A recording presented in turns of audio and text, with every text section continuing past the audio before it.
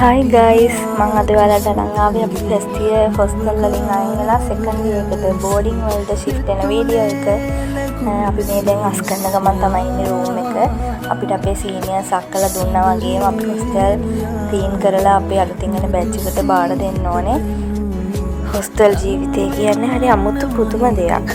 දන්නේ නැති තැන්වලින් දන්නේ නැති කට්ටියත් එක්ක එකතු වෙලා දැන් අපිට අපේ ජීවිතේට ඒගොල්ලන්ව නැතිවම වැඩි වෙලා. පවුලේ තරම් ඒගොල්ලොත් එක්ක අපි සමීප වෙලා. යාළුවොත් එක්ක මේ ගෙවන ජීවිතේ හරිම ලස්සනයි. මම මේ දවස්වලට හරිම ලෝභයි. ඉතින් මේ වගේ අවුරුදු තව 3ක් තියෙනවා. ඒ අවුරුදු 3ත් ලස්සනට අපි හැමෝම එකට එකතු වෙලා ගත කරන්න බලාපොරොත්තුෙන් ඉන්නවා. ඉතින් අන්තිමට කියන්න තියෙන්නේ යන්න ඕන වෙති එන්න ඕන වෙති නමුත් නවතින්න ඕන නැති. අපේ අලුතින් එන බැච් එකට හදවතින්ම සුබ පතලා මම මේ වීඩියෝ එක මෙතනින් ඉවර කරනවා. මගේ මේ වගේ තව vlogs බලන්න කැමති නම් මට කමෙන්ට් එකක් දාන්න යන්න. bye bye.